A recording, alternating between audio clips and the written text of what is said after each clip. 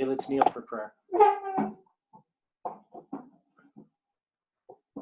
Dear Father in heaven, we thank you, Lord, as we open up your word together, as we look at some things that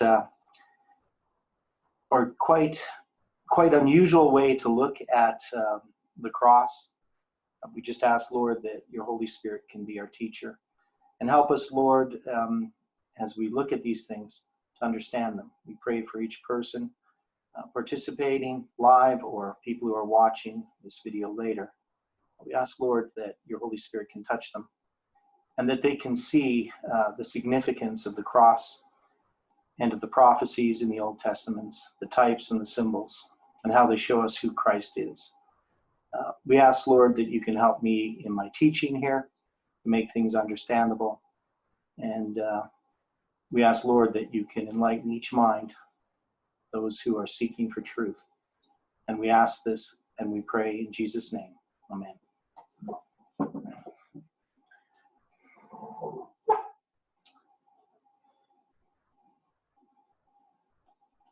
So we're going to continue in our studies of the midst of the week. Now, I had given you guys some assignments, whether anybody did them or not. And I think that's where we are. Yes, because we did all this dealing with 457 BC. And then we looked ahead, dealing with, I can't remember exactly what I said, but looking up the dates, if you want to look up the dates here. And these dates are the dates of Millerite history. So dealing with Samuel Snow's letters. And so we're going to go through some of this. And I'm just seeing. Yeah. So we sort of touched on it, but we'll bring it all together. Hopefully that people can follow it. Might seem a bit disjointed.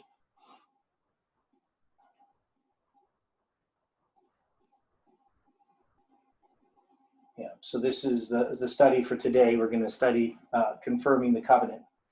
Now, part of this is a study on Samuel Snow's letters. Samuel Snow, the key to him that unlocked the end of the prophetic periods was understanding the 70-week prophecy. So prior to that, Miller had not understood the 70 weeks completely. And we've talked about this on other studies as well, that Miller ended the 490 years. He started it in 457, and he started specifically on the 12th day of the first month in 457. And he marked it as ending to the day on the 12th day of the first month in 33 AD, believing that it was at the end of those 70 weeks that Jesus was crucified. In spite of the fact that Daniel 9 clearly says that he shall be cut off in the midst of the week. The Messiah shall be cut off in the midst of the week. So to put it at the end of the 70th week seems rather odd to me. But that's the way Miller did it. And Samuel Snow is the one who unlocked this. And it's a very interesting story about it because he unlocked it. The thing that became the key that unlocked it also became to him a stumbling stone, which most people are not aware of, that this focus upon the midst of the week led him away from the Millerite movement after the Great Disappointment. And actually, it seems to me that he was in fanaticism prior to the Great Disappointment, based upon his ideas about himself, that he was a prophet. So that was part of the problem with Samuel Snow, is when he made this prediction regarding how the prophetic periods were going to end, he actually perceived himself as being a prophet, the prophet Elijah specifically. He hid this from people, but you can see it hinted at in some of his letters, and in the way that he approached things. So this error of Snow's is something, we all have to avoid, that we can't see ourselves as somehow special because God gave us light. We're not prophets in that sense. We are prophets in the sense that we're revealing what's in God's word, but it doesn't make us as individuals, give us any special status or any right to claim some sort of infallibility or some sort of predictive power that particularly is attached to any individual in this movement. So that was a mistake that Snow made, and I've seen other people make that mistake in the past. So it's something we definitely want to avoid. Now, the confirming of the covenant, we know that the covenant is confirmed by the death of Christ in the midst of his personal 25:20, and it's confirmed for many. And this many refers to the fact that it's not just for the Jews, but it's also for the Gentiles. That covenant that he confirmed, if we want to look at it, it's the seed of Abraham, and the seed of Abraham is all who have the faith of Abraham. So it's not just the literal Jews that he made this covenant with. He made it with the whole world, but it was through Abraham that he made this covenant, because Abraham becomes a symbol of the righteousness which comes by faith. And he's going to, in the midst of this week, cause sacrifice and oblation to cease in Daniel 9:27a. So there's only one covenant, and that's the everlasting covenant. It was given in Eden, and it's been unfolding throughout history. The center of that covenant is Christ hanging upon the cross between heaven and earth. The seed of the woman, the prince of the covenant, the Lamb of God, etc., must suffer for man's sin if man is to be redeemed. He must be made a curse to redeem those that are under the curse.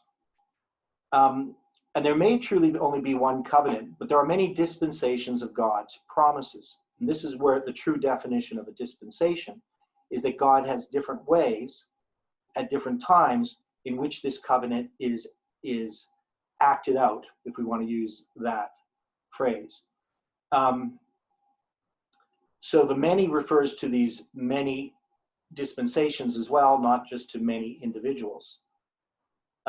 So he confirms the covenant with many, the people before the flood, the people from the flood until the time of Joseph, the time of the Exodus. Each time period, each dispensation, God is working out his will, his covenant, his promise that was made in Eden. And so we also know that there is various curses that result. So there are the blessings and there's the curses. The cross marks the movement from one dispensation to another. It marks the transition from literal to spiritual Israel. In fact, without the 70-week prophecy, there would be no way to have the 2300 days apply to the heavenly sanctuary. Without the transition from literal to spiritual, we cannot have the spiritual. So when you deal with literal Israel and you deal with the 2300 days, it begins with literal Israel, but it ends with spiritual Israel. Same with the 25:20. It begins with literal Israel, but it's tied through the 70 weeks to the 2300 days, and then it ends with spiritual Israel in Millerite history and in our time. So I asked the question, what does spiritual mean? What do we mean by spiritual Israel? What do we inherit from literal Israel?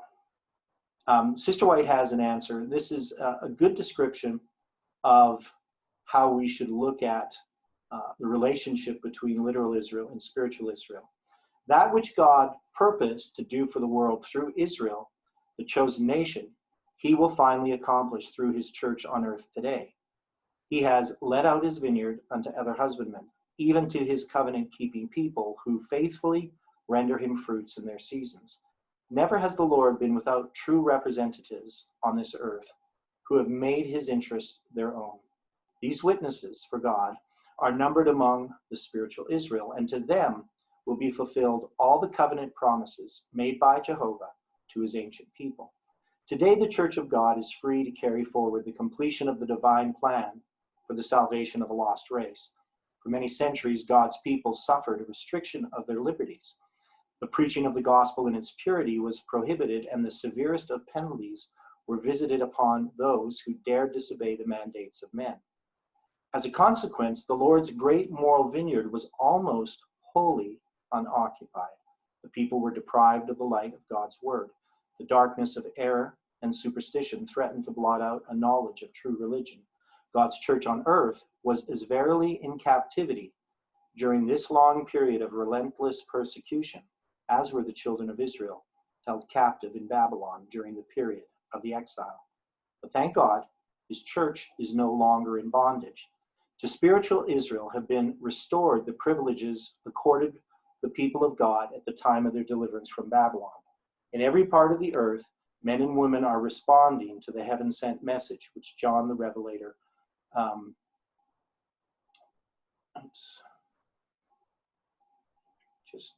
John the Revelator prophesied would be proclaimed prior to the second coming of Christ. Fear God and give glory to him, for the hour of his judgment is come. Revelation 14, verse 7.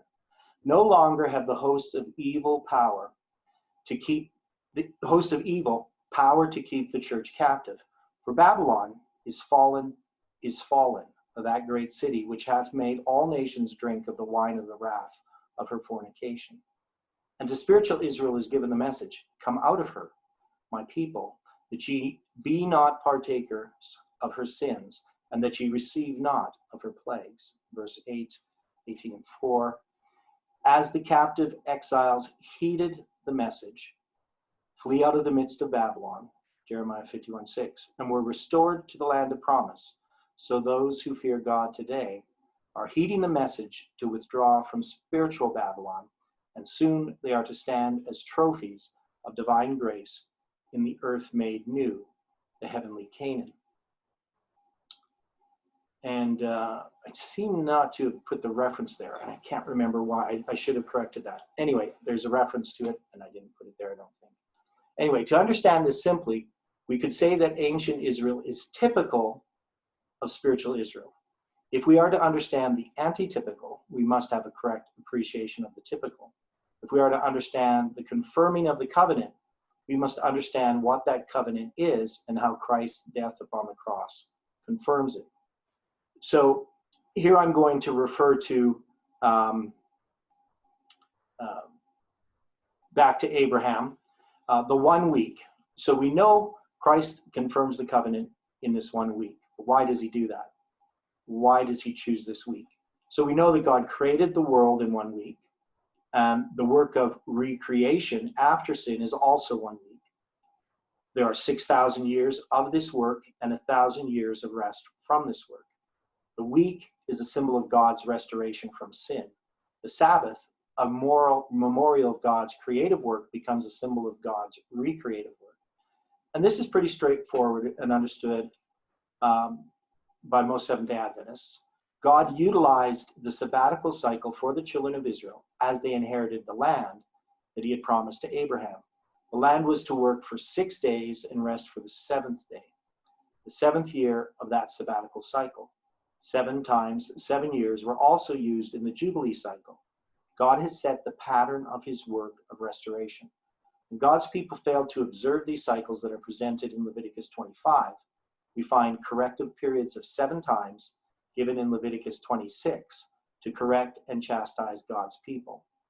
The 4 7 times are fulfilled in 4 periods of time over a period of 220 years, as we have seen. And when we look at the 1 week of Christ, what is its connection to the prophetic periods and their role in reforming God's people? So we have this 1 week of Christ, and there's a lot of symbolism in it that we've sort of not understood. So I wish that that we could have time to go through more of this. I didn't really do a study on the midst of the week, the literal week of Christ. I have done, referenced it, but not a complete study on it here yet. Why is the Messiah cut off in the midst of the week? Why is Christ's personal week of 7 years 20 days, divided into two periods of 3.5 years, 1260 days. We know that when Abram asked for a visible sign of God's covenant promise, it was confirmed by the figure of a burning lamp and a smoking furnace passing between the carcasses that God had Abram prepare.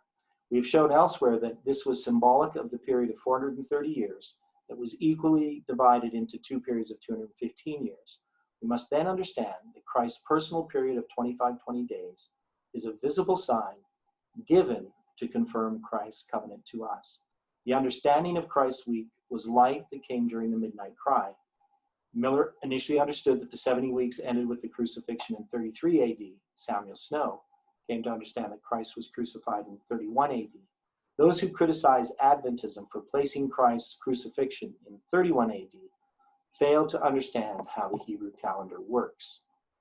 So, I've obviously dealt with some of this in other places. And so understanding the Passover in the time of Christ requires understanding the calendar. And so I have drawn this out, but I'm just going to do it again here briefly.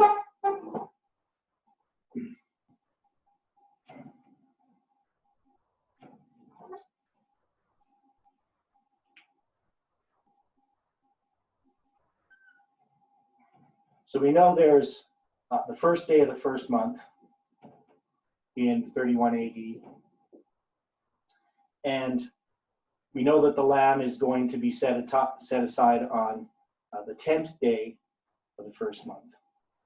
And we dealt with this in dealing with the chronology, dealing with the Exodus. But I guess I could do it this way. Draw these days like this.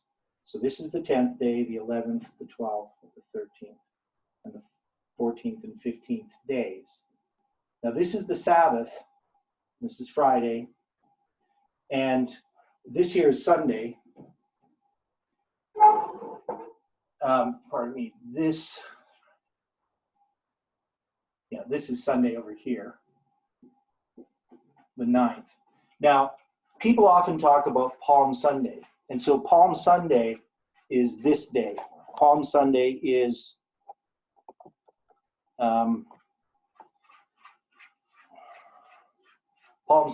the day that the triumphal entry happens in Jerusalem with the palm branches and the shoutings of Hosanna to the Son of David. And some Christians will put this as the 10th, and they'll put the 15th as the Friday. And this disagrees with the spirit of prophecy, for Ellen White is clear that it's on the 16th that you have the wave sheaf offering, and that it was on the Sunday Jesus was resurrected in fulfillment of that, and that's it's always the 16th day of the first month. So if you move this over here, that would disagree with the spirit of prophecy. But it would also disagree with the Bible. Now, this idea then that some people have, and I've run into it, is that people think the Palm Sunday would be the 10th, and it's the triumphal entry that marks the setting aside of the lamb. So the lamb is set aside on the 10th, and then you're going to keep it until the 14th, and then you're going to slay it at evening, which is between the two evenings in Hebrew, Ben Bar Havarim, which means between the two evenings, between the evenings. And that evenings has different understandings or different interpretations, but it would be what we call twilight, between the lights, between the time that the sun sets and it gets completely dark. And that's when the lamb is slain, it's prepared, it's cooked, and then they're going to eat it in the time of Christ in the middle of the night at midnight. So I'm marking these lines here as sunset. So you would have the lamb slain. Here it would be prepared, and then they would eat the lamb at midnight or before midnight. And then Judas is going to betray Christ after the meal at midnight. So, not exactly midnight, 12 o'clock, but in the middle of the night could be a period of time in the middle of the night that they call midnight. And then, of course, he rests in the tomb on the 15th, and then he's resurrected Sunday morning. So he'd be resurrected. If you divided these here, you would have your night times and your daytimes. And so Jesus would be crucified here on the 14th and then resurrected here, or not crucified. The Passover would be here at sunset on the 14th. He was crucified here, but they kept the Passover here. So this is the Passover. So Jesus, when he's crucified, it's as the Passover. It's not the Passover lamb as people think. It's as the evening sacrifice. And then he's going to be resurrected here Sunday morning.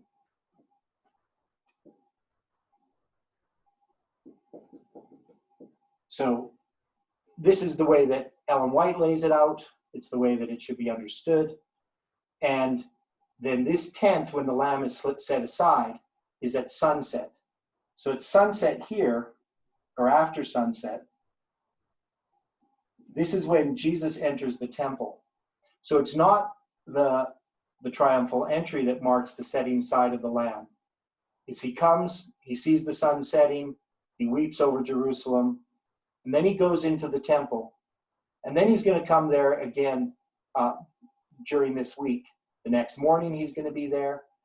The only day that he's inactive in this period of time completely is the 12th. So on this day, there's no events recorded, but Judas goes to the priests and collects his money. Judas also betrays Christ over here on the 9th. So because of the meal that they have at Simon's house, he goes to the priests and offers. On the 12th, he collects the money. And then on this nighttime here,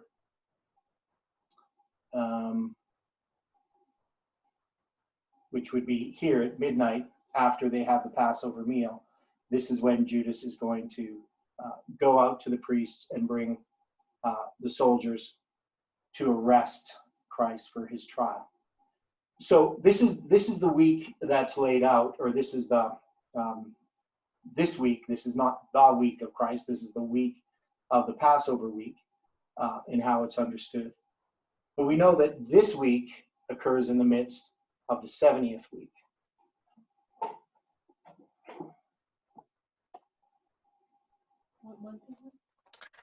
So Theodore, is Jesus the 20th lamb then? No. You know how they say? Not literally. No, he wouldn't be the 20th lamb literally. Yeah, so the question is, some people say that because he's crucified in the midst of the week, and there is, and I'm going to go through that. I'll try to illustrate it, really clearly, that he can't be literally the 20th lamb. So, but he is symbolically, if you want to put it that way, that's not a problem. You just can't literally have it happen, because the Jewish calendar has some years in here that have a 13th month. And so it's not true that in a period of 70 years, or seven years, has exactly 20 days. It has more days than that. So let's go. Thanks for the question. That's a good question to ask, and we will answer it. What month are we in? In our calendar? Oh, this is April. Yeah, so the question my wife asked was, Heidi asked, what month is this Passover in? And this is April. And more specifically, Jesus is crucified on April 27th, 31 AD. And so we're going to look at that in more detail.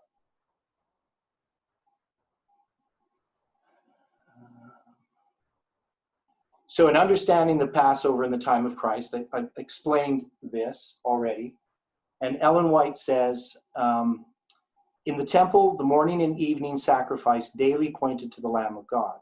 When the loud cry, "It is finished," came from the lips of Christ, the priests were officiating in the temple. It was the hour of the evening sacrifice. The Lamb, representing Christ, had been brought to be slain. Clothed in his significant and beautiful dress, the priest stood with lifted knife, as did Abraham when he was about to slay his son. With intense interest, the people were looking on, but the earth trembles and quakes. for the Lord himself draws near. And we can see here that this lamb is going to escape from the hand of the priest. All is terror and confusion. The priest is about to slay the victim, but the knife drops from his nerveless hand and the lamb escapes.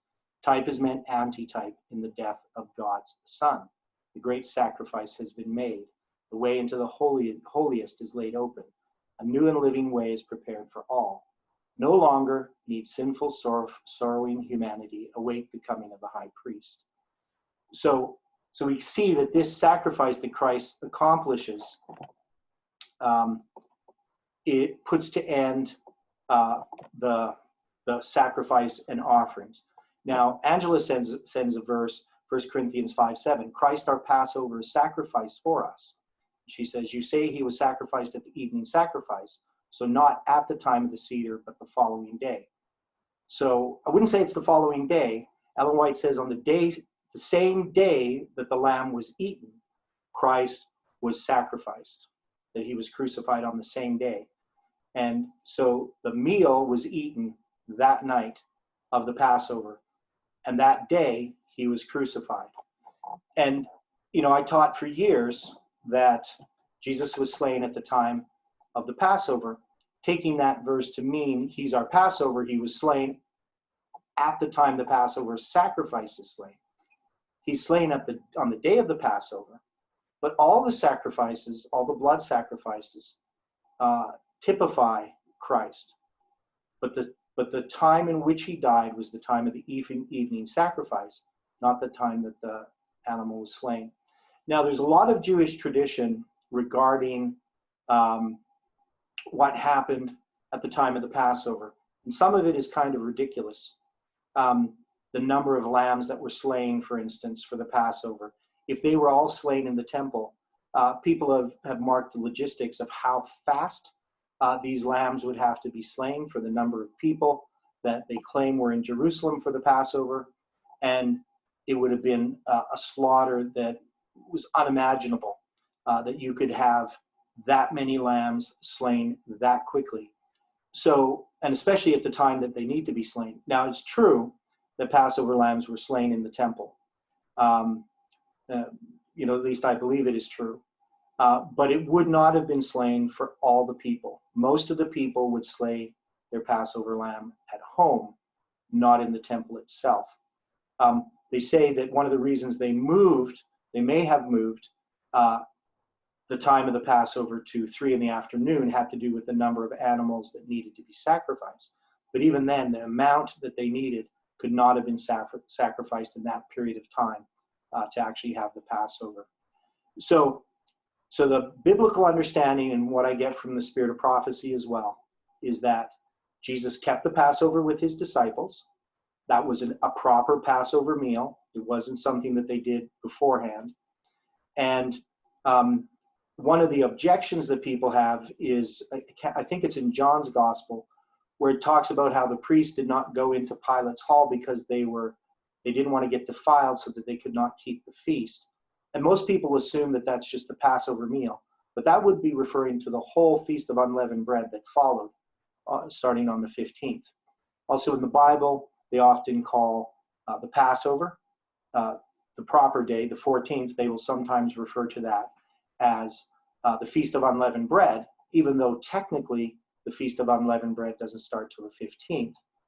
And often the Feast of Unleavened Bread is referred to as the Passover. So they often use those or conflate those changes or those terms interchangeably.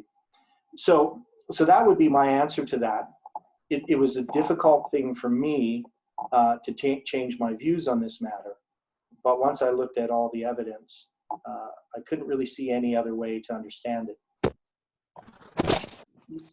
Okay, so, in Samuel Snow's Midnight Cry letter posted August 22nd, Yeah. in his 7 arguments, I think it was, and the types section, he says that that Christ was the Passover lamb. So he was wrong on that? Yes, he was wrong on that. And there's lots of things in his August 22nd article called The True Midnight Cry. And even in his first article that he wrote on February 16th, 1844. He makes a lot of errors. Now, he corrects some of them in August 22nd, but some of them he continues to maintain even after the passing of time. These were corrected by Seventh-day Adventists. So one of them that he makes is he makes the claim that the 6,000 years ended in 1844. And we look through that in some of the other studies that I've been doing. The Ellen White statements do not support that. That 6,000 years had not passed. And also that just wouldn't agree with the biblical chronology. Then he also makes claims that the 70th week, he doesn't have it start with the baptism of Christ. He has it start, I believe it's with the preaching of John, something like that, or maybe, I can't even remember now. I think we probably look into it, because it's been a while since I looked at how he understood the 70th week, and we're going to actually go into that a bit. But the start of it he uses is not the baptism. And of course, as Seventh-day Adventists, we know that it's the baptism in the fall of 27 AD that marks the beginning. He puts the baptism of Christ earlier. So he puts it about 6 months earlier. So there's a number of problems with Samuel Snow's views on those things. He gets confused regarding some of the chronology and some of the connection with the kings. He gets confused about Artaxerxes. So one of the things that Samuel Snow does in his August 22nd article is that he has Artaxerxes' 7th year going in 458. And so when he has the decree given, he has it given in the fall of 457. That is, he doesn't have Artaxerxes give this decree to the fall of 457 BC, which means that the journey of Ezra would have happened in 456 BC. So there's all kinds of little details that Samuel Snow gets wrong. Millerites get lots of things wrong, as we do. We get lots of things wrong because we're imperfect human beings, and we can only understand the light that God has revealed to us. And so sometimes, people make the claim that, well, it's the midnight cry, it must be flawless. Now, there's the truth of the midnight cry, and that truth is that the prophetic periods end on the 10th day of the 7th month. But just because that is true doesn't mean that all of his arguments are sound in coming to that conclusion. So, that's the best that I can answer it. If you read what he says in that whole article and you compare it with what Ellen White says regarding the same issues, you can see that they are not in agreement. And there are some Adventists, we will call them, who actually reject spirit of prophecy because they believe that she rejected the light of the midnight cry because she doesn't accept all of the arguments that Samuel Snow makes in his midnight cry. So that, it becomes a sensitive topic for some people, but I don't see a problem with it. God is constantly unfolding light. The understanding of the prophetic periods was incomplete. They obviously did not understand the event, but they were correct as to the time. And so we can't abandon their understanding of the time, but we can refine our understanding of the history and the chronology and how those things are supported by scripture and history. So hopefully that answers your question or helps. And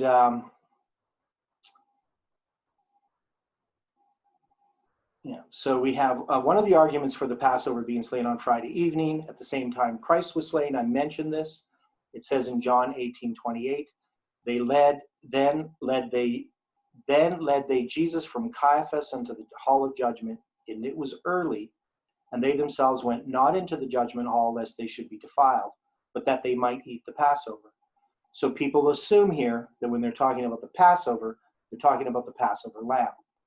But they conflate these two terms, the Passover and the Feast of Unleavened Bread, into one. So the Passover meal has already been eaten. Now, it is possible that the priests had not eaten the Passover lamb. Now, and this is an interesting point. So let's follow this thought. They have already disobeyed many of God's laws. They have a trial at midnight. That's illegal to have a nighttime trial. The high priest tears his robes later on. That's also something that's illegal. That would be a cause for the high priest to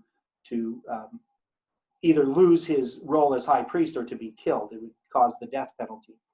So they're scrupulous about certain things, but they're not about other things. And so here they're planning murder, and they may not even have eaten, because they're so involved in this, they may not even yet have eaten the Passover lamb, but no bone of it shall be even left until the morning. It's supposed to be burned. And it seems to me possible that they were so involved in trying to get Christ crucified that they had not yet eaten the Passover. They're concerned about being defiled by going into Pilate's judgment hall, but they're not concerned about the fact that that Passover lamb was supposed to be eaten at a certain time. So that's one other possibility. I think, though, the simplest would be that they're just referring to the Passover week, not the Passover lamb itself. But it could be either of them. So Ellen White says here, the Jewish priests were strict in observing their own traditions. They would not enter the Roman judgment hall for fear of defilement, but their hearts were already defiled by sin. They were seeking the death of him who was represented by the Passover and who passed over the house of the Israelites and slew the Egyptians. Through their own evil work, the priests and rulers had already separated themselves from God and were confederating with the synagogue of Satan. By cherishing envy and jealousy, they were transgressing every precept of the law of God. They were acting out the attributes of the enemy of God. So that's from Signs of the Time, January 24th, 1900. So I just go through these arguments here that I just made. I have them here in writing. The events of the timing of the Passover were fulfilled by Christ. So I got to go back. The wave sheaf was fulfilled in his resurrection. Pentecost, the 6th day of the 3rd month, was fulfilled by Christ's inauguration of his heavenly ministry. So we can't say that he was killed at the time of the Passover lamb was slain, but we can say that he fulfilled the types as to the time. That is, he was slain on the day of the Passover, he ate the Passover, and then he himself was offered as a sacrifice at the time of the evening sacrifice. So this is just the outline of it, which I started writing on the board, and the time that the lamb was slain and the resurrection.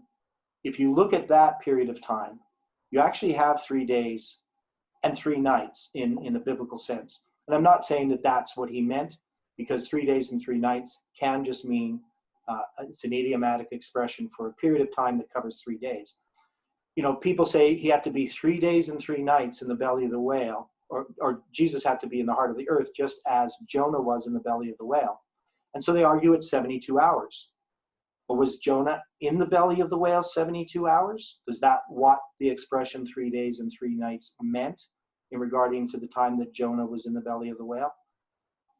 I don't think that you can prove that 3 days and 3 nights as a Hebrew expression means 72 hours in either of the cases, whether you're talking about Jonah or whether you're talking about Jesus and his death and resurrection. Also, debatable that to be in the heart of the earth means that he was in the grave. Yes. There's some other spin or another argument placed that it meant that he was in like Satan had. They sort of dated it back to the hour and come. Yes. Jesus says, no, and so that would take you back into the Thursday. Yes, and that's actually the view I take. And you can see this if you read Jonah's, because Jesus is comparing himself with Jonah. And if you read the story of Jonah, Jonah is referring to his affliction and to his emotional trauma. It's not so much the fact that he's in a whale or a great fish. It's probably not a whale. But it's about the affliction or the mental anguish that he's going through because of the choice and decision that he had made. And so Jesus, he begins to have the sins of man laid upon him in a different way than he had by just taking upon himself human nature. God begins to withdraw from him, even before the Garden of Gethsemane. And Christ is trying to cling to his Father, but he starts to feel this darkness slipping on. And so the point is, this heart of the earth would refer to the time of his affliction, which began before, he's put in the grave, obviously. So that's the other offering, or other options. So thanks, Stephen, for that. Now, we did go in studies yesterday through the 2,604 year prophetic mirror. And in trying to understand this prophetic mirror, there's simpler ways of looking at it. This is probably the simplest. You just have the two 25/20s, and you have, you put there without the 19 years or the 65 years, depending how you look at it, how you want to count it. So, and this is laying the line of Samaria over the line of Jerusalem, the line of Samaria being the line of Israel, and the line of Jerusalem being the line of Judah. Now, I say here, an interesting point, no prophetic periods extend beyond 1844. That is, we cannot predict events that are to occur after 1844. We can only recognize events as they unfold. However, there's no reason that we cannot see a structure in the prophetic periods that can extend beyond 1844, that can be recognized after the fact, such as that we have seen in the chronology of the story of Joseph. In fact, the prophecy of Isaiah 7-8 suggests a prophetic mirror that begins with the giving of the prophecy. We also note that the prophecy regarding Maher-shalal-Hashbaz was written on a mirror. Also, many scholars have noted the chiastic literary structure of Isaiah 7-9, as well as chiastic structure with the prophecy itself. Of course, the strongest argument is the fact that there's no obvious chronological chiasm. The events that begin the chiasm, or that there is an obvious chronological chiasm. The events that begin the chiasm are mirrored in the events of 1863. In 742 BC, the prophecy is given or revealed at a time that there's a civil war between the North and the South, the North being Confederate. The prophecy declares that they will not be a people and not established. The prophecy is given in regards to literal Israel and Judah and addresses the literal land of Israel. In 1863, we see the reverse. The prophecy is hidden on the 1863 chart, as we'll examine shortly, at a time when there is a civil war between the North and the South, with, this time, the South being Confederate. God's people are established and denominated as the Seventh-day Adventist Church. At the end of the chiasm, it is not the literal people or land of Israel, but their spiritual counterparts. Further, the 19 years that begin the chiasm are reflected in the 19 years at the end, just as the two periods of 46 years are. So that's kind of a simple way of presenting the two 25/20s and their connection with the prophetic mirror. And we went through this yesterday in the other studies, but the 1863 prophetic chart, there is the 1 week that's on it in the top right-hand corner, which occurs underneath the 2300 days and the 70 weeks that are also in the top right-hand corner.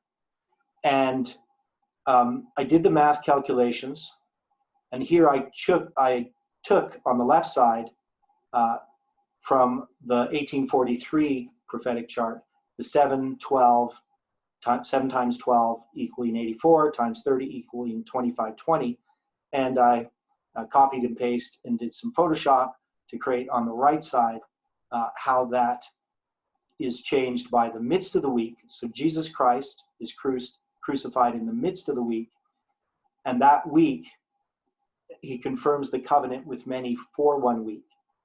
In the midst of the week is 31 AD. So I take the 7 times 12 times 31, and it equals the total number of years from the start of the prophetic mirror to the end. So it's, here I'm not explaining it as much as I did yesterday, but it's important to note this idea regarding the significance of Christ's week, that it is, of course, about the covenant. It's also the key that unlocks prophecy. In Daniel 9, verse 24, when we read about this,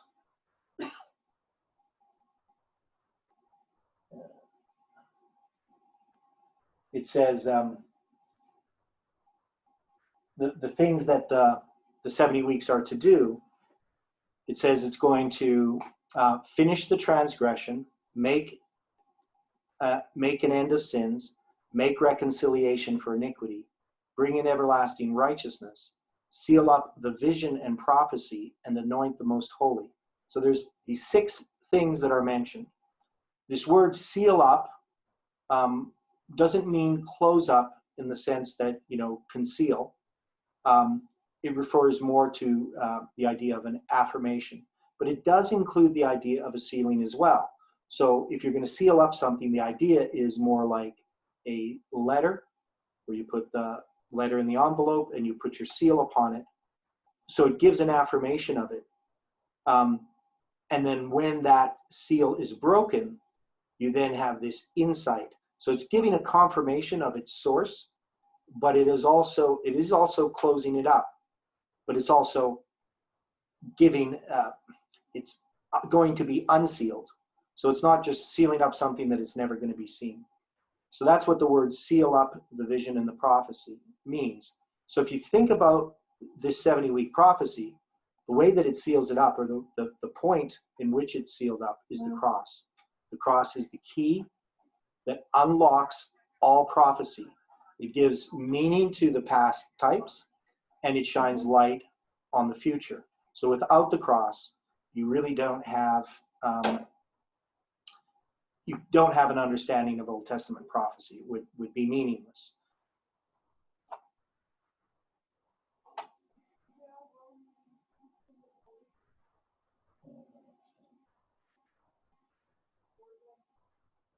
Now, in dividing the week, I'm going to deal with the literal week. So we're going to answer that question regarding the 25-20 lambs.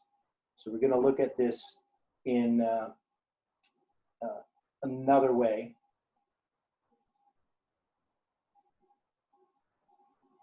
And I've done this presentation lots of different ways, but we see here we're going to deal with Christ's 70th week.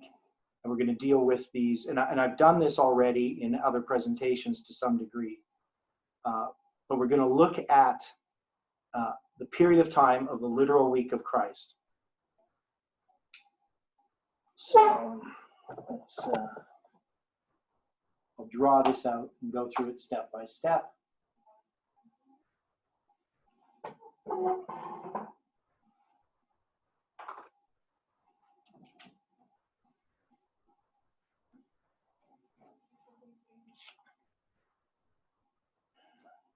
So hopefully, as I go through this, I like to do this one with a little bit more question and answers. And I know every time somebody sees it, they see more clearly what I'm talking about. But we know we have the cross of Christ in the middle of this week. And the way that we commonly look at this is we know that this is 3.5 years, and this is 3.5 years. And we know this is 27 AD, and we know this is 34 AD. And we know that this is 31 AD. Now, if we take this as a 25-20, we can only do so symbolically. That is, literally, it cannot be 25-20 days. And we can see this as we start to look at it in more detail. So we know that this also represents 42 months. And it also represents, because there's 30 days in a month, it's also 160 days each. But of course, this is not literally true in a period of 3.5 years. The months are 30 and 29 days, and the years, every second or third year, will have a 13th month added to it. In prophetic symbolism, we can see that this is true. And so we could go back from here and say from the fall to the spring, symbolically there would be 25/20 morning and evening sacrifices, because there would be 1260 days. And so 1260 times 2 is 25/20. Now, we know when we study Ezra, the book of Ezra, we learn that the 2300 days and the 70 weeks both begin on the 10th day of the 7th month in 457 BC. And so we would have to argue that when Stephen is stoned and he sees the Son of Man standing on the right hand of power in the book of Acts, that's going to be on the Day of Atonement on the 10th day of the 7th month. So this makes the most sense. The 70 weeks are going to end not with the crucifixion of Christ like Miller had, but they're going to end on the 10th day of the 7th month, because they're going to begin on the 10th day of the 7th month. And we know also the 2300 days definitely does end on the 10th day of the 7th month. So it makes sense that this ends on the 10th day of the 7th month. We would then have to say that the 70th week begins on the 10th day of the 7th month. But we know also that Jesus was crucified in the spring on the 14th day of the 7th month. And if we're correct about this, which I'm pretty sure that we are, then we can see that the period of time here, even if you took a 30-day month. He was, sorry, the cross should be first month? Yeah. Yeah, first month, yeah. 14th day of the first month, pardon me. So the 14th day of the first month. So in order for me to have exactly, even if I take a 30-day month and a 360-day year, if I'm starting on the 10th day of the 7th month, to get 1260 days, I would have to end on the 10th day of the first month. But you can see that I'm not ending on the 10th day of the first month. It's the 14th day of the first month. So this period of time then would have to be 1264 days. And this period of time would have to be 1256 days if I was going to use a prophetic month and a prophetic year and retain these dates. Now, of course, literally, this would not be the case. I would actually have more time. So what I did is I worked out the calendar day by day, based upon observation of the moon, which I couldn't go back in time and do, but I could use a calculator to do that. And I also took into account when Jesus was crucified, and I figured out the dates that this would occur. So when we start to look at this line in a more literal sense, we're going to have a bit more time between the beginning and the end of this. We're not going to have 20 days. We're going to have more days than that. So what I did is I looked in 27 AD, and in 27 AD, the 10th day of the 5th month, the 7th month, pardon me, the 10th day of the 7th month is September 30th. And we find that Jesus was also crucified on the 14th day of the first month, which was in 31 AD. And that date is 27th of April. So I guess I should write April 27th. April 27th, 31 AD. And then when I look at the 10th day of the 7th month here in 34 AD,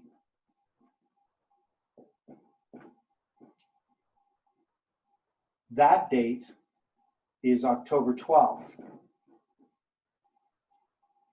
Now, you can easily then count this if you go on any sort of calendar program. and you could choose other years if you wanted. You just have to have the right number of leap years. But if you were to count the number of days, you'd find that it ends up being more days than this. It ends up being a period of, from here to here, well, I'll just write it here, it ends up being a period of 2570 days. So it ends up being 50 days more, if I remember correctly. So this is, now it's significant that the difference is 50 because this is, you know, a 2520, which is based upon the sabbatical cycle. And this 50 would refer to either Pentecost or to a Jubilee cycle. And probably we could apply it to Pentecost here. So the period of time that's added is actually 50 days. But we also have, when we count the actual number of days through between these various parts,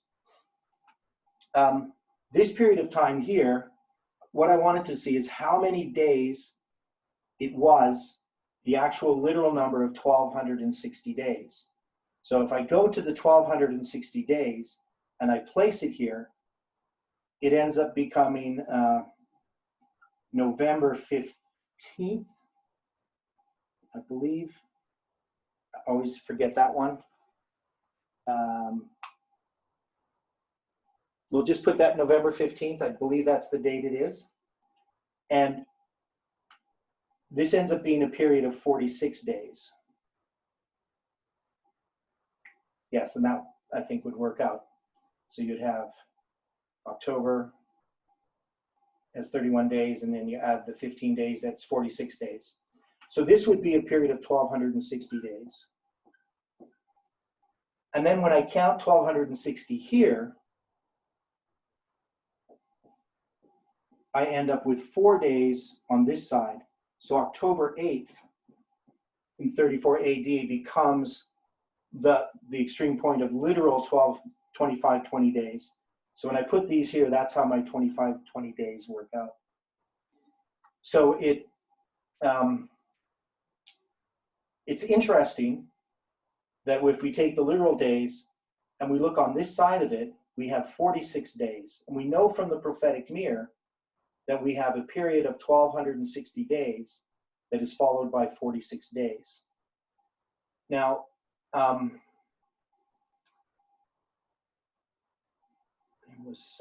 when you look at this period here, you can see that this is a period of 1264 days from the cross to the stoning of Stephen.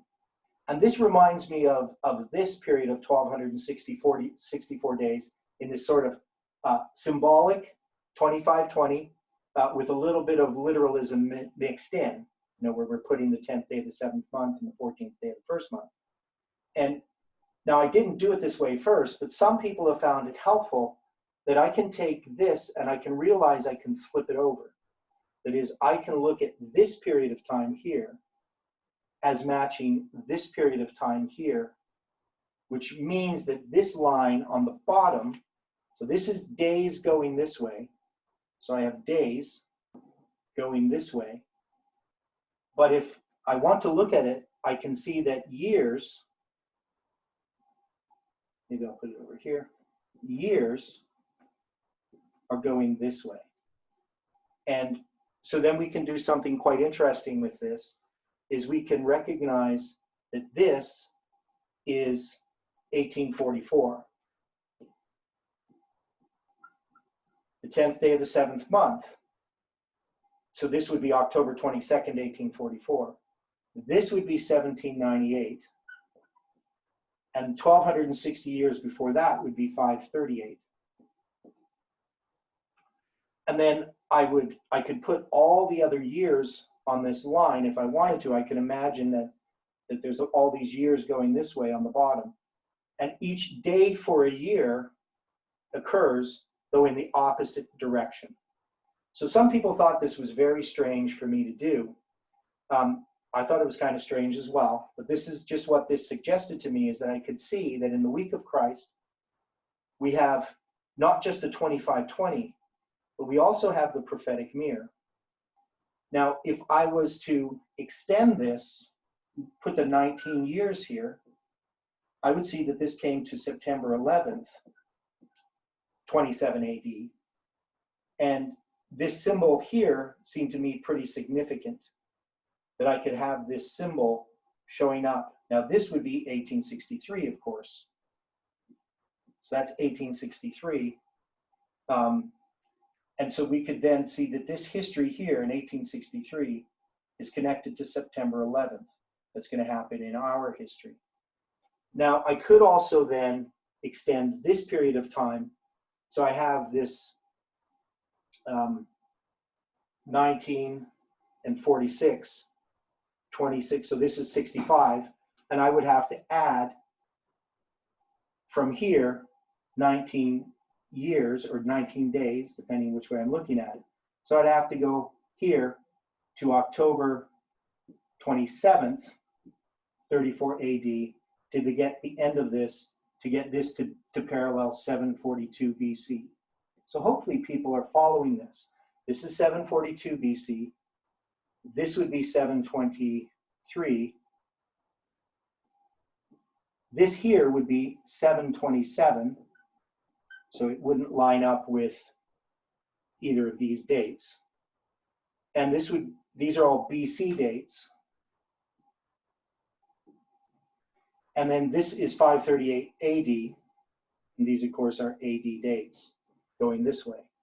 So we're going backwards, and we have the prophetic mirror backwards. But it's this part of the prophetic mirror that we can clearly see in this history. It's also interesting that this would go back to the time of Hezekiah when he began to reign, going backwards this way to 723 when he's taken captive, or Hoshea is taken captive. So this would go to the 4th year of Hezekiah when Hoshea was taken captive, and this would mark the time that they had that Passover that they invited Samaria to, which is one of our other studies, and that this year symbolizes July 27th, which is a whole other issue. But anyway, we can lay this out here, and we can see we have this prophetic mirror, and then I can look at the number of years from here to here and see that these are 2,604 years. But I also had marked that from here to here was 2,570 years, or days, depending which way I'm looking at it. I'm looking at the years on the bottom, I'd be looking at the days on the top, going the opposite direction.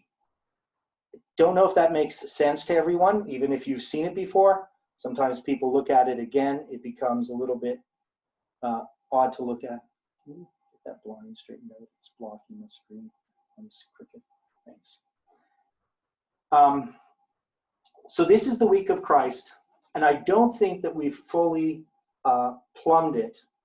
Now, one of the affirmations of this, which I find very interesting, is if you go into Daniel chapter 9, so let's go there. And this deals with the destruction of Jerusalem. And we'll come back to the notes here in a minute. I'm just going to do it. Well, maybe I'll do it in the notes. I'll do the way the notes are doing it. So here we're going to look at this. So we have the notes. So I'm going to bring up, I got to share the screen. So let's try to go through this point slowly. I tend to want to rush. That didn't get work right. There we go. So the destruction of the temple is connected with this week of Christ. So we know that the first temple, Solomon's, was burned to the ground on the 10th day of the 5th month in 586. And we find this in Jeremiah 52, verse 12 to 13. Now in the 5th month, on the 10th day of the month, which was the 19th year of Nebuchadnezzar, even though it says Nebuchadrezzar, that's just Jeremiah spells it that way, king of Babylon, came Nebuzaradan, captain of the guard, which served the king of Babylon unto Jerusalem, and burned the house of the Lord, and the king's house, and all the houses of Jerusalem, and all the houses of the great men burned he with fire. And Josephus says this regarding the second temple, and Josephus was there in person when it burned to the ground. He says, "So Titus retired into the tower of Antonia and resolved to storm the temple the next day, early in the morning, with his whole army, and to encamp round about the holy house. But as for that house, God had, for certain, long ago doomed it to the fire. And now that fatal day was come, according to the revolution of ages. It was the 10th day of the month, Av, which is the 5th month, Los, he calls it, which is the Macedonian name for that month, upon which it was formerly burnt by the king of Babylon." So this idea that the temple was destroyed both in 586 and 70 AD is something that's pretty clear. Now, according to Daniel 9, verse 26, the confirming of the covenant in the midst of the week is tied to the destruction of the temple in 70 AD. And when we look at this verse, it says, "And after 62 weeks shall Messiah be cut off, but not for himself. And the people of the prince," which is Titus, "that shall come shall destroy the city and the sanctuary," in 70 AD. "And the end thereof shall be with the flood. And unto the end of the war, desolations are determined," right? So you have this Jesus being cut off in 31 AD, and then right away we go to this reference of the destruction of the city and the sanctuary. And then again, it brings us back in verse 27, "And he, Christ, shall confirm the covenant with many for 1 week, and in the midst of the week he shall cause the sacrifice and oblation to cease." And then it's going to refer again to the destruction of the temple by Rome. "For the overspreading of abominations, he shall make it," that's referring to the city and sanctuary, "desolate, even until the end," or consummation, "and that is determined shall be poured upon the desolate." So you can see it's told twice when we're dealing with this week of Christ that we have the destruction of Jerusalem is connected with it.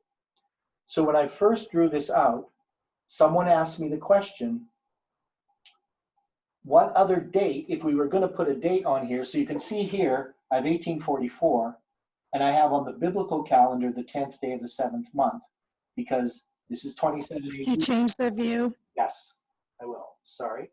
Thank you. So we have the 10th day of the 7th month on September 30th, 27 AD, and we're lining it up with 1844. So that means we can take 1844, and the significant date in 1844 is the 10th day of the 7th month in connection with the week of Christ, right? So the fact that we have 1844 lining up with the 10th day of the 7th month. We also have this date, 538 AD, we're lining it up with the cross, and it ends up being the 14th day of the 1st month. The year that he's crucified is marking the beginning of this 1260 years, which is a counterfeit. We have to remember, this is Christ's literal week, and this 1260 years and this 1260 years on the bottom are counterfeits of Christ's 2520, and they lie in reverse order to Christ's days, his literal 2520 days, or his symbolic 2520 days. This is his literal week, which is a longer period of time. So the question was asked, what year could I put other years on the bottom and line them up with biblical dates? And so the only year that I would think that would matter is the year for the destruction of Jerusalem, because in this verse, that is the only thing that is referred to. And so I wanted to see if I put 70 AD on this line, where would it line up? Now, when I do that, now this is 34 AD over here. This is 31. So when I put it on the line, I get a date in 32 AD. And that 32 AD, I guess I should put it up here. It's 32 AD. I get a date in August. That this date in August, and I think I have August 7th. Some people say it's August 6th. But I put 70 AD down here. I find that this 70 AD lines up with August 7th, 32 AD, and the date there is the 10th day of the 5th month. So this to me was a confirmation that when I looked for the year that I would expect to see on this line, that it should match up it actually matched up with that biblical date. So that was an extremely unlikely occurrence because, I mean, this could have been true, and I could have put 70 AD here, and I could have come to some other date, and it's not like I had to have it happen for me to believe this line. But the fact that it did occur, which is like a 1 in 365 chance, that if I put 70 AD here, that it's going to line up with the 10th day of the 5th month. That to me was pretty much a confirmation that this line, the construction of this line was correct chronologically. So this is the idea that I have here, is that we have this week of Christ, the literal week of Christ. It gives us insight. It shows us the 2520 prophetic mirror in its structure, but it also gives us insight that we can take these days that go this way and we can put them as years this way. And then what I did, which is not really in these notes at all, because at that time I wrote these notes, we hadn't done it, but I decided to continue this on. And one of the things we know, we had taken 1888 and counted the period of time to 2014 and using 126 years. But the simple way to look at it is we can go from 1863 to 2014 and we can use 151 years. So this 151 years is a combination of Daniel chapter 5 taking the 1260 or the 126 shekels. But if you use another count given in Ezekiel, it would be 30 shekels to a manna. And so it produces 151 years. And it gives you this year on the bottom, 2014. And at this time when I was doing this would have been September of 2018. I then wanted to know what this date was here. And if I remember correctly, this was April 16th, and the biblical date was the first day, or the 13th day. The 13th was the 12th day, and the 12th day of the first month. Now this would be still in this year 27 AD. So if you go from the 12th day of the first month and you go to the 10th day of the 7th month, you're going to see that the number of days here, if you add these together, let's just do it this way. 151 plus 19 equals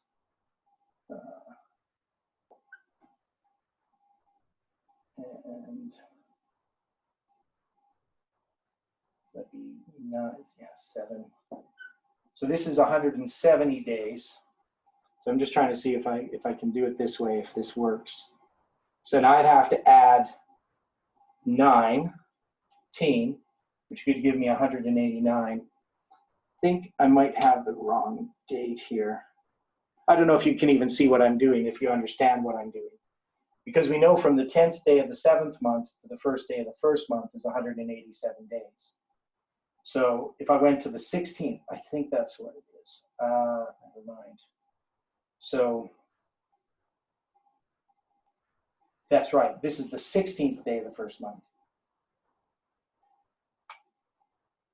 Here, I'm going to look, because I haven't presented this for so long. So let me. I have in my mind it's the 17th day. The 17th is what you have? I have it in my notes. It's in my mind, but I could be wrong.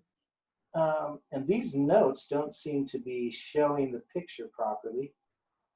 Oh, my file's locking up. Okay, let's go back here. There it is. So, yeah, it's April 13th, the 17th day of the first month. There you go. And that works out. Yeah, it didn't go to the 16th, it went to the 17th. And so when I add this together, I end up getting, I have 170, and I add this 19, and I get 1. So 189 or something like that. Is that right? All the way from, so I'm adding to the 10th day of the 7th month to the 17th day. That doesn't seem to me be right. So Yeah, sometimes working these things out on video, they don't quite go the way you want them to. But if I go to, looking on this calendar here, so I'm going to switch back. So here's what I'm looking at. So let's go over here. And I worked this out a long time ago. So back in 2018.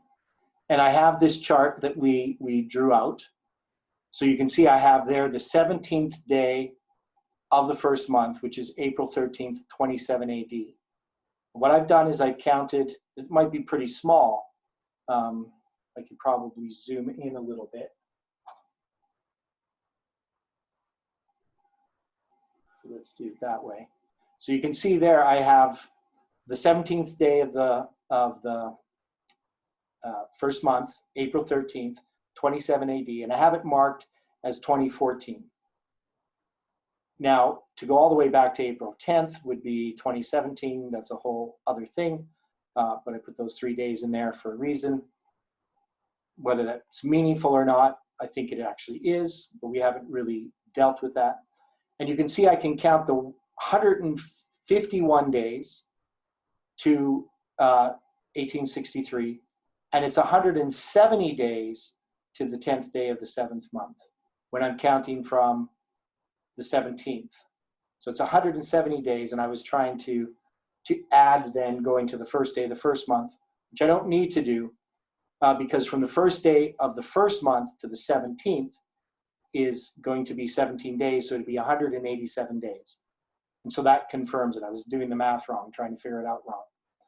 So we can see then what I'm doing is I'm looking into the future from 1863, taking that 151 days, and I come to this date, the 17th day of the first month. And I remember looking at this the first time, and I was thinking in my mind, that's really close to the 16th day of the first month. And I thought that would be amazing if it lined up with that, because that to me would be the significant date to go to the wave sheaf offering. But it lined up with the 17th day of the first month.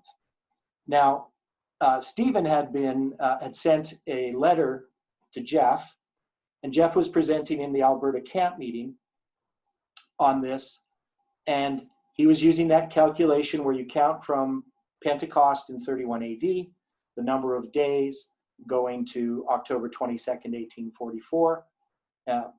If any people are familiar with that, I'm not going to go into that whole calculation.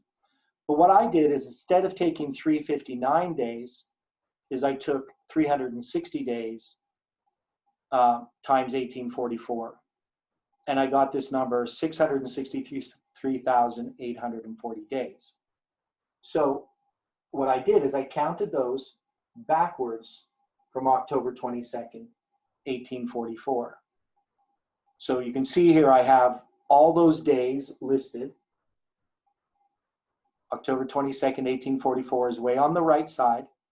And I counted then the number of days backwards. So remember, I was just in a whim listening to a meeting at the School of the Prophets because I'd thought about it in my head at night, went there to the morning meeting, and then I actually did the calculation and found it came to the 17th day of the first month.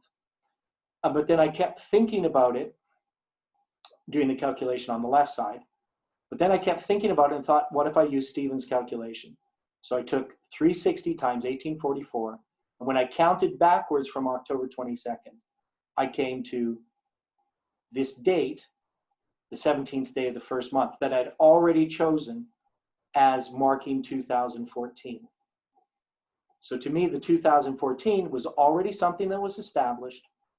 The fact that this week of Christ brought us back to that date, and that I could connect that date to October 22nd, 1844 by doing this simple calculation of 1844 times 360 is extremely unlikely that that is chance.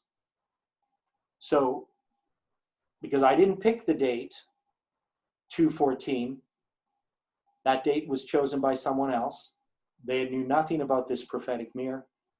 The idea of multiplying 1844 by any number of days, whether it's 359 with the prophetic symbolism with the Day of Atonement left out, or 360, something we had not really done before. So Stephen had done it, and we have these years. So I hope people understand this, that this significance of this week of Christ shows us that 2014 marks something. Now, this other part of here, going to the 14th day of the first month, that would then just go 3 more days to the day that Jesus was crucified. But there's a lot more to it. There's more to it that ended up being understood, at least by me, not necessarily by anybody else, that we then applied in marking dates in our time. So we could then continually go back and line up dates from the week of Christ with our history. So if we were going to, for instance, we have 2017 lines up with the Passover, and it was in 2017 that I came to understand Samuel Snow's letters and his Passover on May 2nd as being the center of a chiasm. So we're going to look at that. So there's just lots to this week of Christ that I think we have not delved into, that we haven't examined. And I think that it's significant. And maybe as we go through time, the significance of this will be brought out. But I think it's extremely providential that it came when it did. You have if you go back right back to the first day of the first month in AD 27, Okay. it lines up with 2030. Yes, it does. It And lines up that's, with 2030. yeah, and 2030 is pretty much a date that you hear about with this Agenda 21. Yes. You know, it seems to be like the globalists, or whatever they're planning, they have all these here plans to be put in place for 2030. So I just think it's interesting that it just lines up with 2030. Yeah, you know, it's intriguing because, you know, my view is that we can't really set, you know, dates for the second coming or dates for the close of probation in a definite way. Obviously, as we approach those things or past those times, we will understand them. And we know that the voice from heaven, God's going to proclaim the day and hour of Christ's return when it's going to be, and that's after the resurrection, the special resurrection. So, you know, so we're not going to know the day or hour. But I don't know, you know, as we go through time, we might find that this has some bearing on events in the future.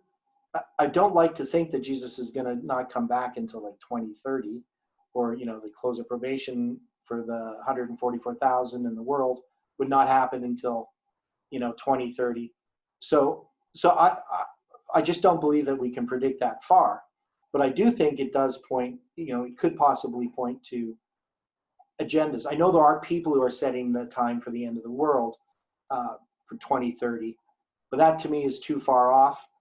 And I don't think that we can predict it. But who knows? It might be connected with something as time goes on. But where we are right now, we have to see that the final events are rapid ones. They would happen very quickly. Once we have a Sunday law, you know, I mean, we're going to have that in 2021. I can't believe that there would be 9 more years until Christ returns after the Sunday law. So, but, you know, that's just us not knowing. But anyway, yeah, it is interesting. The first day of the first month goes all the way back there. But my view sort of is that the furthest we can go back, you know, if you want to look at that, is to the week that Christ, because if you want to go back to an event, what's on the 10th day of the first month, Stephen? And what year would that bring us to? You mean the Day of Atonement? The 10th day of the first month. Oh, the day when the Lamb was chosen? Yes, and what happened in the week of Christ that we talked about earlier happened on the 10th day. And what does it parallel? The triumphal entry happens. Okay, and then Christ goes into the temple. Right. And then sunset, so that just begins the 10th day. Right. So on the first 10th day, so the 10th, so on the 9th, I guess we should put it back, we could go back to the 9th. The 9th is the triumphal entry. And that year would be 2022 if we put it on our line, right? Because the 14th would be 2017, the 13th would be 2018, the 12th would be 2019, the 11th would be 2020, the 10th would be 2021, and the 9th day, the day of the triumphal entry, would be 2022. And so if you're going to take that week of Christ and you're going to put it backwards, what does the triumphal entry represent? The midnight cry. Okay, it does. What did it mean, though, to the people who were shouting Hosanna? Second coming. The second coming, right? Now, I'm not saying the second coming's happening in 2022, but I'm saying that the farthest that we can go back in that week is to the second coming, which would, on our line, be 2022, if we were going to predict those types of events. And, and if you go back a day or two earlier, you even get back to Jesus having a meal. He comes and he has the Sabbath rest. The day before that is the Sabbath. So you could, connect that with the millennium if you wanted to. And then the day before that, he comes to Mary and Martha's house and Lazarus's place. And, he has fellowship with them starting the Sabbath. And that could refer to the time after the millennium. I mean, you could do all kinds of things like that. And I'm not saying that I would do that, but I'm just saying that if you're going to do anything, I don't think that you could go back to the first day of the first month. I think the furthest you could try to go back is to the 10th day of the first month. Right? Yes, the foot washing happens. It's when the feast at Simon's house. Yeah, that's on the 9th. That's on the Yes. Sunday. And that's when Judas betrays Christ the first time. But yeah, I'm just saying, if you're going to go back, I would only go back to the 10th. So the 10th doesn't go back to the 9th, right? It doesn't go back to the triumphal entry. But I could think that symbolically, you could see that the triumphal entry follows. If we're going backwards in time, the triumphal entry follows Christ entering the temple on the 10th day of the first month, which happens at sunset. And that we can parallel to our line, I think. Is that because we can pair that with, And then the 11th, that would be 2020. right? So the 11th is 2020. And that's the cleansing of the temple. Right, that's the cleansing of the temple. So you see what I'm saying, and we haven't even delved into this. Like, as a group, we have never studied this.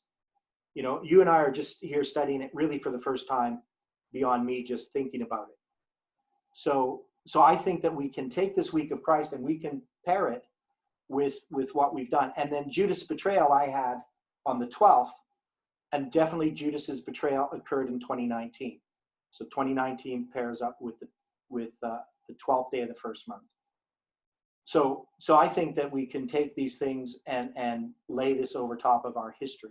I just don't think that we can go beyond the 10th day of the first month backwards, other than just symbolically we see that just before that is the triumphal entry, and that typifies the second coming. So we could know as we start to go back, it typifies the events that we can't predict the exact day or hour of.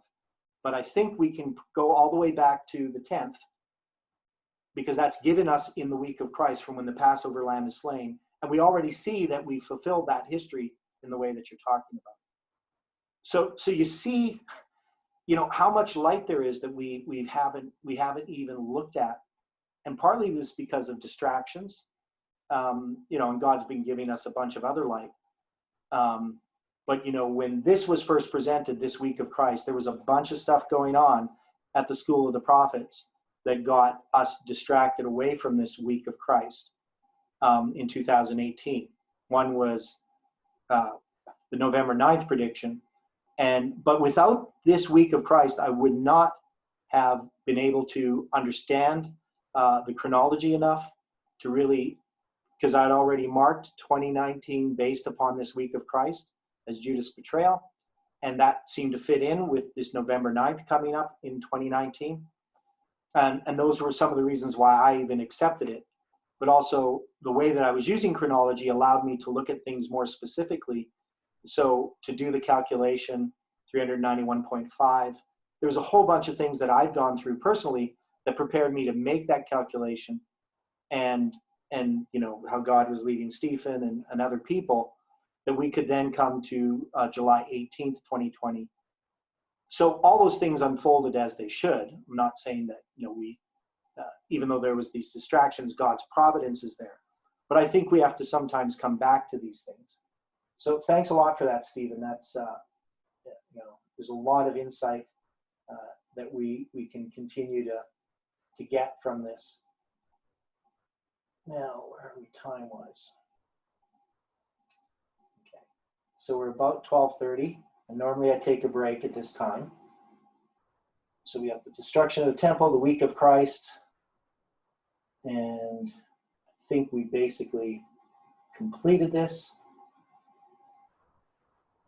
And I think we can actually get into next week's study, which is Samuel Snow's letters. So originally I put this, that we would go through this probably a bit slower, more slowly, but I think we can start looking at Samuel Snow's letters and spend a bit more time. We can start on them this week, and then we can look at them in more detail next week. So let's just take a short break. I'm going to pause this. Dear Father in heaven, again, we invite your Spirit as we open the scriptures, as we continue to look ahead in this study to Samuel Snow's letters, and point people to these letters and what we need to study to understand them more fully. And we thank you and praise you in Jesus' name.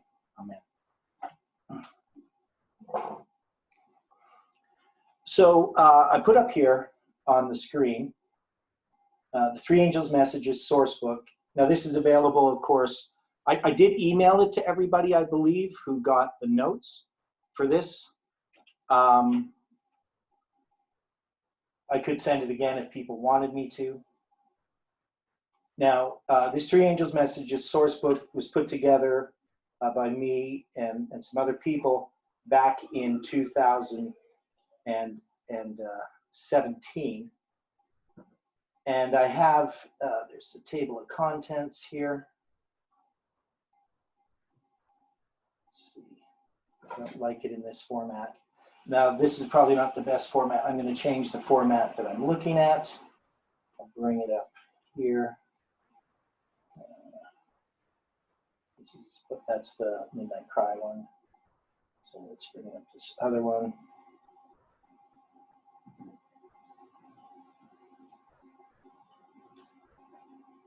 This one's better. I have a number of typos in it, so this is going to be. I need to do some editing on it because it was thrown together really quickly. But what it has in it is the first angel's messages. So it's selections of the first angel's message, the second angel's message, and the midnight cry, and the third angel's message, and the correct view of the daily. So that's the articles that I have in it. And of course, the pertinent to our study is the midnight cry. Now, some typos here about the, because I noticed there's some typos, I can't remember where they are, that are in this.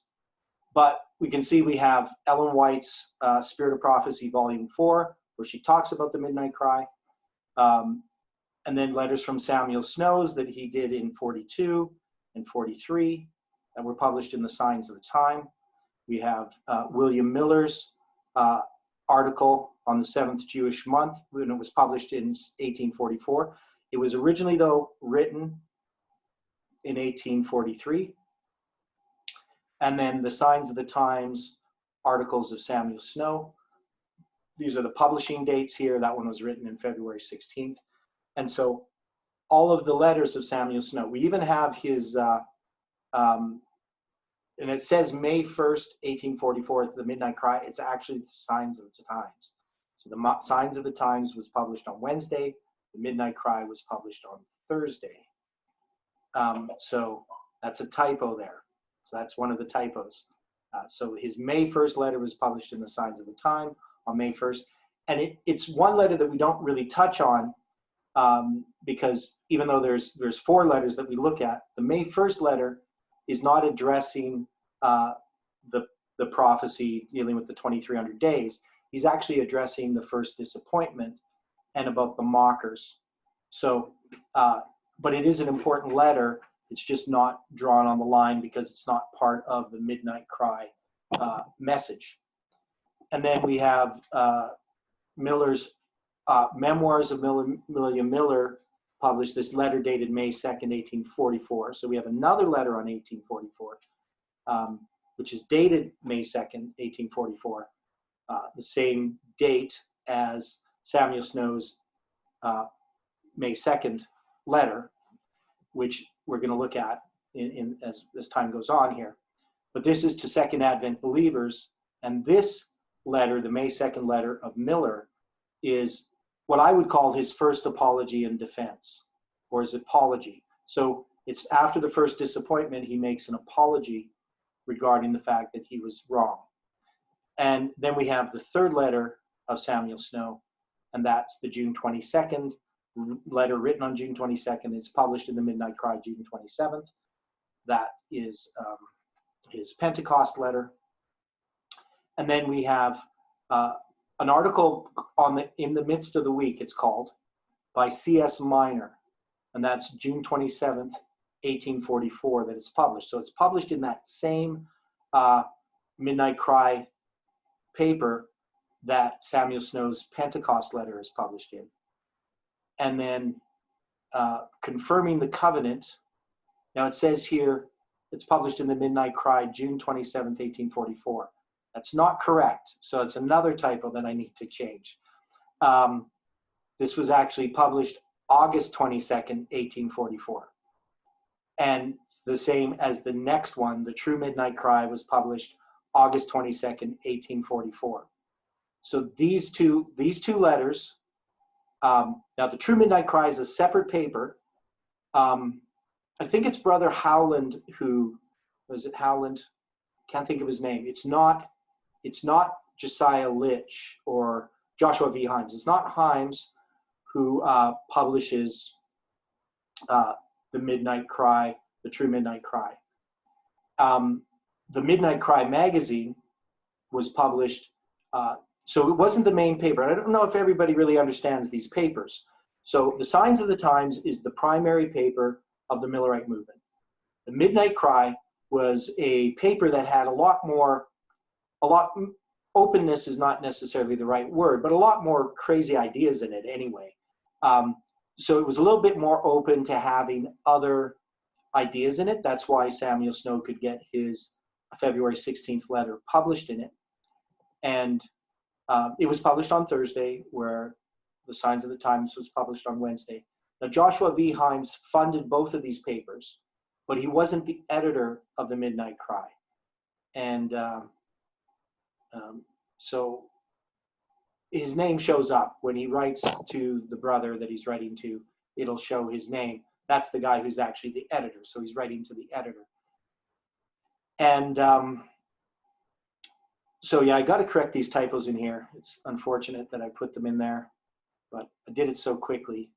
So anyway, then we have Samuel Snow's writing the True Midnight Cry. So that's not published by, so even though on August 15th, he gave that presentation at Exeter, the presentation's there. So a week later, the True Midnight Cry is published. Still not fully accepted, but the fact that it gets published and presented to everyone is part of the way that message got spread around so quickly. So the paper got to people, everybody studied it, and they started to understand that Jesus is coming back on the 10th day of the 7th month. Now, this Confirming the Covenant, you can see, of course, the connection between the midst of the week and this confirming of the covenant. So I'm not sure why I put the date June 27th for this Midnight Cry. And I'm pretty sure the midst of the week article is there by C.S. Minor. It's in one of those, so I'm not sure both of those should be August 22nd. You'll see when you actually look at the articles. And then you're going to have some other letters that are important. The letter from Sister C. Stowe, that's on October 2nd. The Prophetic Chronology. These two are interesting. So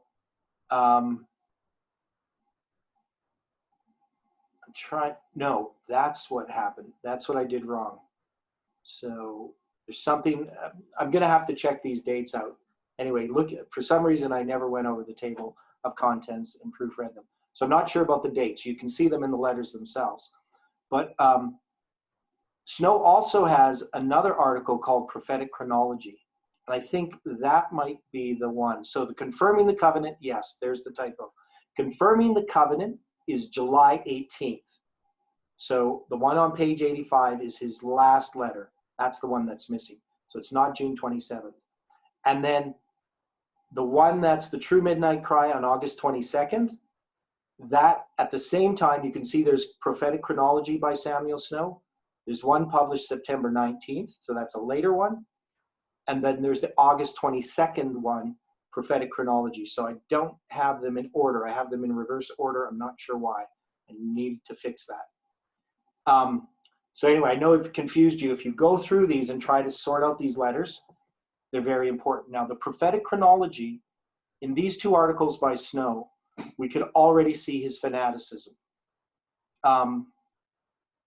He really is focused upon this midst of the week idea, but also in how he's starting to interpret chronology.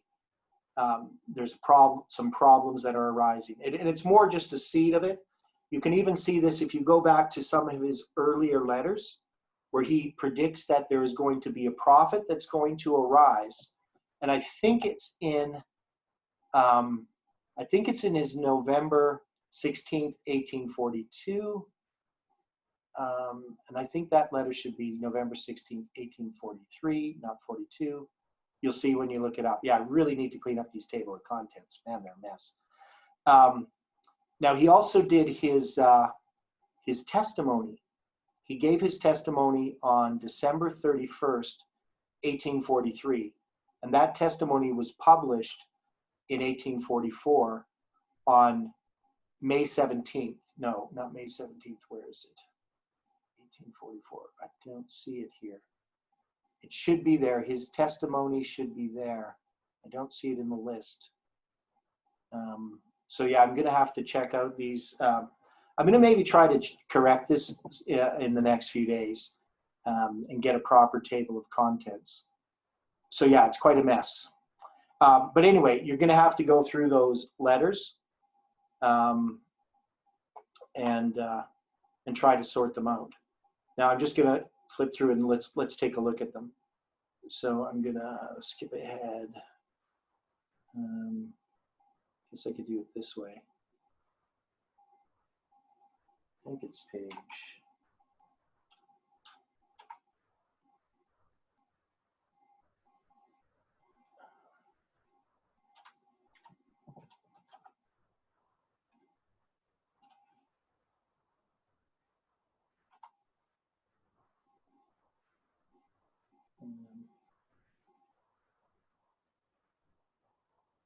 Not the fastest way to get there. Let's see this way. Okay, here we are, the Midnight Cry. Let's go back here. So this is the section that's going to matter the most. Midnight Cry, this nice painting by William Blake, or drawing. And so we got, let's just take a look at these here. I'll blow it up again. So we got the letter from Samuel Snow, published in the Signs of the Times, November 16th, 1842. He's just talking a bit about the fact he's doing some lectures. And then the letter from Samuel Snow, published in the Signs, December 7th, 1842. He's talking about the charts, that they have the prophetic chart. And he's going to talk a bit about, this is the one where he talks about there's going to be a prophet that's going to come and give us insight and light. So there's implications there that he's eventually going to see himself as this prophet. The May 11th, 1843 letter. Southard is the guy's name, dear brother Southard. So he has these letters. So these we don't count in the chronology of Samuel Snow's letters because they're not directly addressing his position that Jesus is going to come back in the fall, like his other ones do. And then this one here, the Signs of the Times, February 28, 1844, remarks of Brother Snow. He actually presents at the Boston Tabernacle on December 31st, 1843. And he tells us that it was the next day, on January 1st, 1844, that he first decides to share his understanding that Jesus is coming back in the fall of 1844. So he knew this already when he gives his personal testimony. So he speaks at the Boston Tabernacle on December 31st, and he gives his testimony of how he came into the message, but he didn't talk about how Jesus is coming back in the fall. So I assume, after he had given his testimony, he felt the conviction that maybe he should have spoke something about the things that he had been studying, but he decided on January 1st that he was going to start to present that. And of course, we know that his first presentation of it was his letter written on February 16th. And then we have, this is, now part of the thing that he used, now this letter, it says it was May 3rd, 1843, that it was written. And it was published in the Signs of the Times on May 17th, 1844. But it was published some date in 1843. I have not found that date. I have found it, and then I forgot what it is, and I haven't found it again. So it was published twice. Now, it was published later after the first disappointment in connection with the idea that Jesus may be coming back in the fall. But Miller understood in 1843 that the types, the seventh Jewish month, pointed to that as being the time that likely the prophetic periods would end. So this was an important letter. And then we have, this is the letter from Samuel Snow, published on February 22nd, 1844. And so to Brother Southard, he writes this letter, and he puts his arguments, and it's important to read this letter in connection with his arguments on August 22nd, his next writing, complete writing of his view. One is you can see the errors that are in this first letter, and you can compare them with the publishment of The True Midnight Cry and see how much his views had changed. So he definitely was going through, and you think about it, this is a very short period of time, basically 7 months, going from February into August. Well, that'd be less than 7 months. So you got maybe 6 months, 6 or 7 months, depends how you count it, that he comes to this understanding. So it's, we think about in our time, I got all these computers and internet and I can research things. He was basically doing the best he could, but some of his ideas were wrong in the first letter, and he corrected most of them, but he still had some wrong ideas that never had time to correct. So a very important letter, obviously, his first letter. Now, just to go back here, I have at the bottom, so this was, it says there, Samuel Snow, New York, February 16th, 1844. And then it was republished in the Signs of the Times on April 3rd, 1844. And they put this note in there, and I'm just going to zoom in a bit and read this. So these are things that we're looking at today. We don't have to go into detail so much next time, and we can deal more with the Millerite history and putting these letters on a line.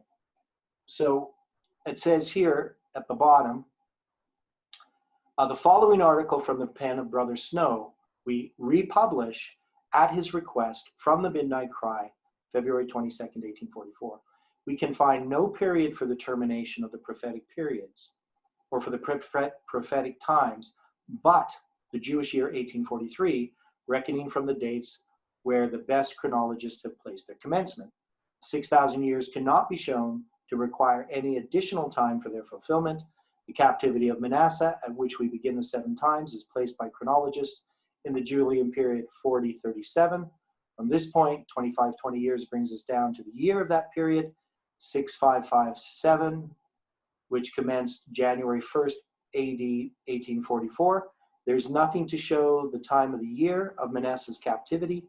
The 7th year of Artaxerxes, from which we date the 2300 days, begins, according to Dr. Hales, BC 458 and ended BC 457. Being pinned down to the 4256 year of the Julian period, 2300 years from this point only extends to the year of that period, 6556, which ended January 1st, 1844. Our brother has made a mistake of 1 year in his reference to Dr. Hales and may have been misled by the diagram of Brother Hales' Watchman's Last Warning. So there's 2 different Hales there, Dr. Hales and Brother Hales. And we shouldn't confuse the 2. In which he made the same mistake, in which the same mistake was made.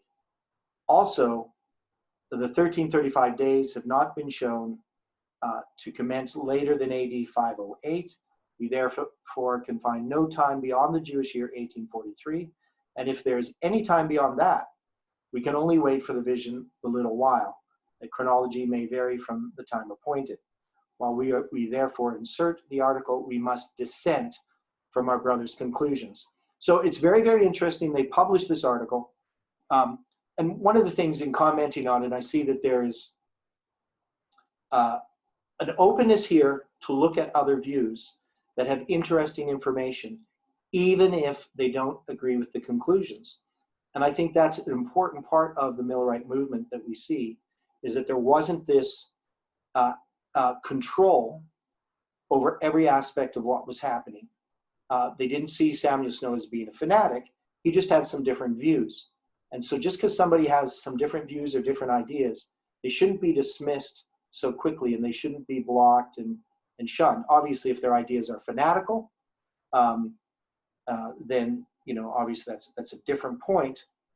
But Samuel Snow was bringing up some arguments, and they were interesting arguments to what was happening in the movement, and they were willing to publish those, especially since the time had passed. So they thought, well, we can take some of these things in consideration, but even though it's April 3rd, so the time hadn't passed completely. The March 21st date had passed, which many people saw as being the end of the prophetic periods. So now they were coming up to the April 19th date. So they're still in this period of time in which they're looking at things and trying to understand them, but they don't just shut them down and say, no, we're not going to publish him because he's way off base. So I think that's an important point there. But also the date of the republication becomes extremely important, as we're going to see, that it's the date that the Karaites and the rabbis kept Passover in 1844. So it's quite important in that context. Now here is the letter from Brother Snow. Just a summary of these letters. Basically, he's talking about the people who were mocking them, and people who had changed their minds or changed loyalties. So some interesting stuff there in this letter, but nothing particularly about the 10th day of the 7th month. And then this is his second letter that's published on the true Passover, May 2nd, 1844. Now, I probably should include it. Maybe I had. But this letter starts out with some fake news. It's a false document. It's called the Death Warrant of Jesus Christ, and it purports to be the sentence rendered by Pontius Pilate, acting governor of Lower Galilee. Now, I do have a paper where I go through in detail and show how this totally contradicts the scriptures and how this is just a fake document. I even did the research to try to find the origin of the document, and it's probable that its origin is Mormon, or at least the Mormons early caught on to it, because they definitely were promoting this document long before this. So if you think about the newspapers of the day, they were sort of like Facebook. We sort of imagine newspapers like the ones we probably grew up with, is just your basic, your daily news, your national news, international news, local news, your sports, your comics, all that kind of stuff. But really, they were much more like the comic section and the human interest section. So they'd have all kinds of articles that they found, stories, true and false, that would be put into these newspapers, fantastical ideas, all kinds of scams being advertised. They were kind of a mess, like going on Facebook. You just never knew what to believe if you saw it in a newspaper. And in America, of course, they had freedom of the press. So anything goes in that context. You didn't really need to worry about whether it was true or not. Most of the newspapers, the reason why they put these fantastical stories is it got readership. And newspapers, one of the purposes of newspapers was to sell advertising. And to get good money for advertising, you have to have readership. So they put all these kind of crazy stories in there. And we see the same thing on the internet. People put what we call clickbait now to make money. So people don't really care whether it's true or not. They can put headlines or stories just to get people to click on their page, which actually helps them sell the advertising on those web pages. And that happens with all kinds of groups. So, we need to be skeptical, when it comes to what we read. And we can see here that Samuel Snow wasn't skeptical enough, and he could have noticed if he had known the story a bit better and read this very carefully. And it's interesting that Samuel Snow continues to promote this death warrant of Jesus Christ long after the Great Disappointment, when he considers himself to be the prophet Elijah. It's in his books, and he still believes it. So this death warrant here, one of the problems with it, I guess some of the obvious problems with it, is that Jesus isn't going to be crucified until the next day when this sentence is given, which is faulty. There's all kinds of anachronisms in it, that is, words, names of people.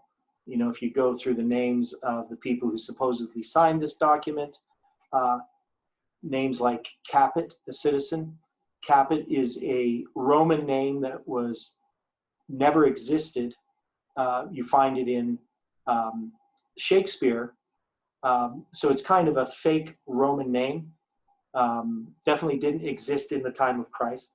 And even names like Raphael, even though they're Renaissance sort of Jewish names, there's no record that Raphael was ever a name until the Renaissance, that the Jews ever used that name. And so they're writing all these different names. Daniel Robani, a Pharisee, Johannes, Rora Babel. So they're using, some of these names that they're trying to create. So yeah, it just didn't really make much sense to me. It's supposed to be engraved on a copper plate. And it says on the back of the copper plate that was engraved, the words written were a similar plate sent to each tribe. Well, there isn't tribes. A similar plate. What tribes existed in the time of Christ? Benjamin and Judah, which were all in Judah. So the idea that this sentence was engraved on a copper plate and that it was sent to each of the tribes, it makes no sense to me. And of course, when I tried to trace this down, it was, definitely was not something where the source that it says it came from, which was a French newspaper in New York. There's no record, because I looked through the newspaper, no record that this article ever existed in the time frame in which they say that they got it. And you'll see all different kinds of versions of this article. Some of them can be attributed, of course, to typos, but they have different sources of where they got it from. And then when you look at and track back the sources, you can't find that's where it came from. So here it's the Philadelphia Gazette that they're quoting from. So they say they got it from there. So I spent a lot of time doing that and writing a paper on it. but it is very interesting. The main point, though, in understanding this is this has to do with the prediction before midnight. So this was 2017. And in 2017, in the spring of 2017, Tabo was presenting the prediction before midnight as being May 2nd. Now, this was an idea that was developed in Africa that Tabo was promoting. And I still think it's valid. I think that the prediction before midnight is really what was fulfilled in 2018. And when you look at my understanding that's presented in this study on the Book of Ezra and the Week of Christ, and earlier studies that I did dealing with Samuel Snow's letters, I was pointing to the fact that we were moving through Samuel Snow's letters to July 18th. And July 18th is the terminus of his prophetic mirror that puts May 2nd in the center. And it was in the spring of 2017 that we had, in our understanding of the prophetic mirror, we also had some fake news associated with that. And that fake news came out of within Adventism, that in Russia, Seventh-day Adventists were being persecuted as the Jehovah's Witnesses were. So there was this fake news that was connected with the prediction before midnight as we were developing it. And so I liken that back to what was happening with Samuel Snow and his fake news. And it hasn't been well understood because one is, we know that the prediction before midnight was rejected by Parminder. He didn't like the idea. It went against all of his ideas. He didn't openly attack it, but he just dismissed it and never addressed it. And I had conversations with him regarding the prediction before midnight. And, you know, he would not just say it's error. He would just say, I don't understand it. And, he was just kind of wishy-washy about it. He wasn't really openly opposing it, but he definitely wasn't presenting it. And so I think the prediction before midnight is something that we need to go back and look at to help us understand our prediction that we're doing now. But that's a whole other issue. So in this one, the May 2nd letter, which we're going to look at the structure of Samuel Snow's letters chronologically, but he's focusing upon the crucifixion of Christ in the midst of the week. And this becomes extremely important in that, obviously, without it, you wouldn't have the basis to understand the 10th day of the 7th month in 1844. You wouldn't understand the prophetic periods properly. And now he says that John's ministry began in the latter part of AD 26 and ended in the autumn of AD 27. And so he looks at the end of John's ministry. Here commenced the week of the confirmation of the covenant. And if you go through, you'll find that Samuel Snow has the Jesus baptism at a different point of time. And he also makes all these arguments from this death warrant of Jesus Christ that are flawed chronological arguments that show he doesn't really understand the Roman history. He mistakes things regarding the reign of Tiberius. But again, he doesn't have the resources needed to really sort through all that history and get the correct date. There's also problems in the dates on this, as far as the date that Jesus was crucified on the Julian calendar. And you can see that this document doesn't align with the 31 AD crucifixion. So Samuel Snow just didn't have the resources and the time to check these things out and accurately show what day Jesus died, what date, and to see if this document was correct. So lots of interesting things that you learn when you go into the details of these letters and the way that Samuel Snow understood his prediction. Now, the next one is, that's the letter from Miller, May 2nd, where he makes basically his apology about their disappointment, the first disappointment. So it's an important letter in that context. It's not part of Samuel Snow's letter, but it's important in the context of the Midnight Cry. and then you're going to have, I think here, yeah, that's all there.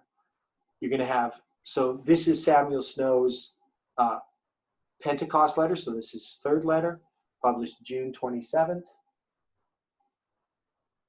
And then in that same issue is C.S. Minor's article in the midst of the week. So you can see Samuel Snow, Worcester, Massachusetts, June 22nd.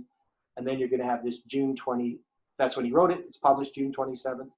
And in the midst of the week. So C.S. Minor had taken up some of the arguments of Samuel Snow and continued to promote them.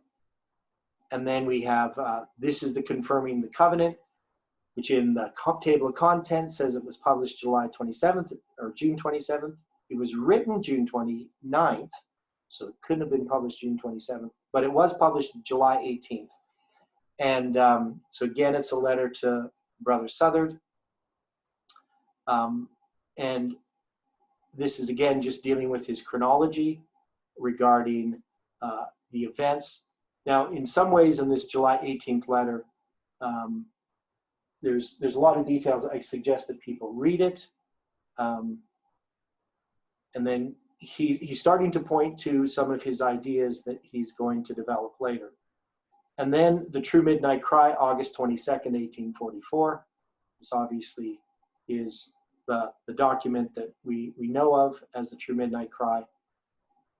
But he also published on the same date this other one on prophetic chronology. So this is the True Midnight Cry. Goes through all the arguments.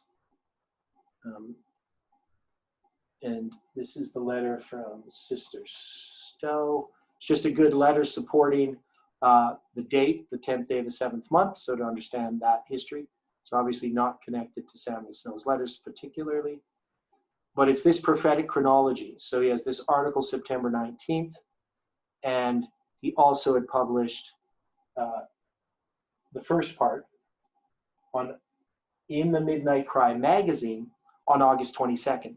And this is the point. He publishes the True Midnight Cry periodical, or paper, I guess, because it's not periodically published, it's just the special. And on the same date, he publishes Prophetic Chronology. And so some people just think that it's the same paper. So most people don't even know this paper exists. And it was the first part, of course, of his Prophetic Chronology, and he publishes one later. So there's a whole bunch of stuff in here that's important, but this is published, of course, after the Midnight Cry is given. And then there's just more articles here. George Storr's article on the 10th day of the 7th month, published on October 16th. So you're going to see the articles connected with that prediction. And then it's another article. Miller's letter on the 7th month. So he agrees with this prediction. Finally, October 16th, it's published. And then it was written October 6th.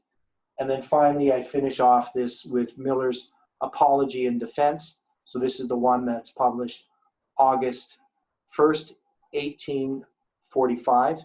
Now, I did find one source that says that this was written on July 18th, 1845.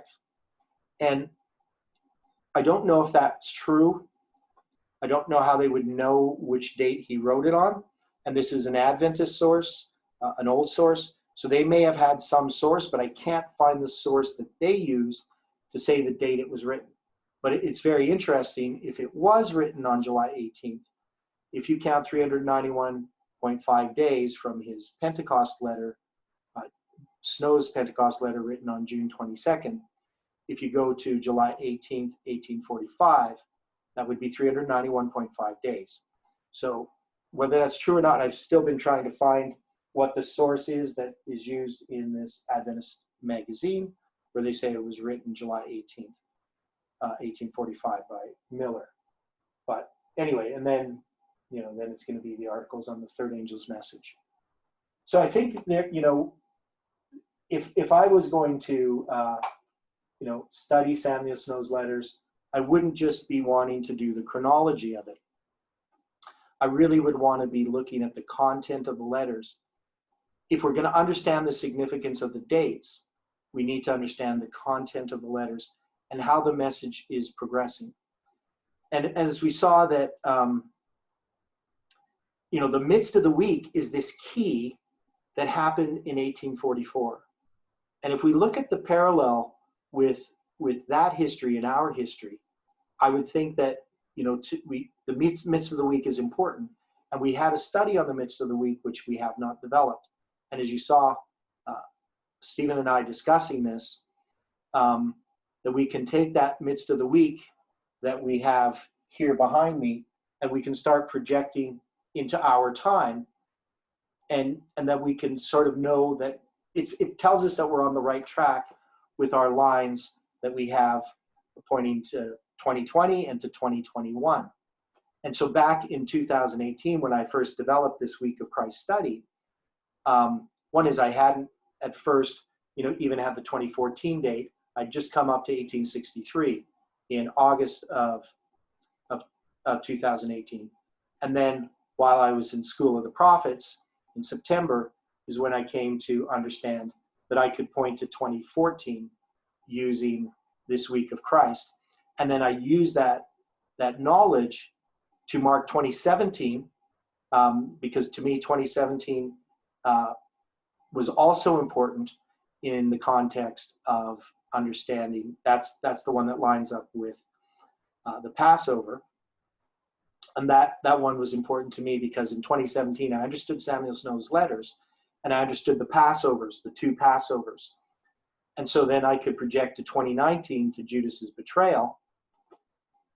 And Judas's betrayal did occur in 2019. But I had not yet looked at 2020 and 2021. But now when we look at the symbolism there, we can see that applies. So I think it's really important that we then try to use all the light that God has given us to examine what's happening. And if, Elder Jeff is talking about the disappointment we may experience on July 18th, 2020, which I agree with him, that we're going to experience a disappointment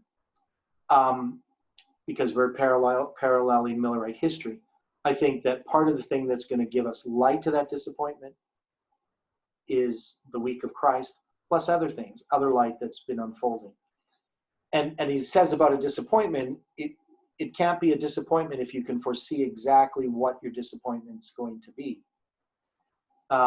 So we can't really know, but we do know that we're going to have some kind of disappointment. How that will unfold, I don't know. So any other thoughts on this? Because it's a lot of information that we've gone through. So this Week of Christ, I think this has been it's pretty straightforward to me. Whether you've seen it many times or not, if you've seen it like for the first time, it might not be. But any thoughts on any of this? This part where Stephen's talking about 2020, 21, whether you understand that or not, that we can take these lines and look forward by going backwards. Or any of the thoughts on Samuel Snow's letters before, because in our next study, we're going to lay out that line and the chronology of Samuel Snow's letters. So any thoughts on any of this? You just have a little bit of time. I think that might be the first time I've seen this Week of Christ. I don't recall seeing it before, and I'm really finding it hard to follow you. I need to have it in front of me in hard copy and keep looking at it and looking at it and asking the Lord to show me. Because my brain is just, Okay. It's a challenge. And it was presented at the 2018 camp meeting at Pigeon Lake. So in Alberta. I might have been sleeping at that time. I don't know. I don't recall it at all. It was presented at the School of the Prophets in the fall, in September, starting on September 11th to September 22nd. It was presented there a little bit. It was mostly dealing actually with these whole notes. These notes that we're going through now were presented there in 2018, so September 11th to 22nd. And then it was presented at the camp meeting in October of 2018. And at that camp meeting, initially that's what I was going to present, was just the week of Christ. And just before, so the camp meeting started on, I think on the evening of the 16th of October in 2018. And it was on the 13th, on that Sabbath, that we had the light regarding the 391.5 days from October 13th to November 9th. And so I ended up writing 2 presentations that I then gave in addition to the notes, that presentations I was already giving. And those notes, so I started them on the 14th, and I wrote basically all day on the 14th, all day on the 15th, all day on the 16th. And then I presented them, I believe, on the 17th and 18th. On the light, dealing with the 391.5 and the 2 Italian camp meetings, that was even added later. So I didn't fully even understand all that stuff when I presented it. So there was this appendix, or I guess it was called an addendum. That's what it was, an addendum that I added to my original notes for that were printed in the book. So the point is, it kind of got lost. I mean, even though I printed it, Definitely. it got buried by all this In my other case. stuff that was happening. So, Jeff, I think he understood it at the time, but I don't know if he's ever revisited it or ever looked at it or thought about it again since the camp meeting, because so much went on there. And I know that, most people it's not on their radar at all, this week of Christ. And it was a difficult point for people to understand. People had a hard time visualizing the days going forward on the one side, on the top, and the years going backwards on the bottom. But anyway, I still think that there's a lot of light to come from this. And there's more light to come from Ezekiel. There's a lot more light coming from different sources. Obviously, Daniel 11, we're understanding better. So there's all this stuff that we need to study. But God will have his time of when it's going to become a significant, right? So anything that we're studying, if we think something's really important, it may be, but God has his timing. And so I always leave things in God's hands as far as how they come out. So anyway, well, thanks everyone for the participation. And we're going to close with prayer, and then we can say our goodbyes.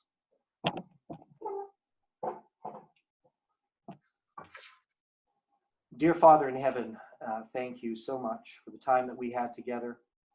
We're thankful for the things that you've been teaching us. And Lord, we ask that we can have an open heart to truth and that we can discern truth from error. We pray for the people in this movement, people who are studying these things for the first time and feel that they can never catch up. It's just too difficult. We know, Lord, that you will, through your Holy Spirit, give us an understanding mind and heart. Help us to obey you, follow in the way that you lead. Comfort each of us in our sorrows and difficulties. We ask for your strength, and we ask that we can learn how to minister to those in need. Help us, give us strength so that we can give that strength to others. Thank you for the study today, and we pray in Jesus' name. Amen. Oh, boy. Yes.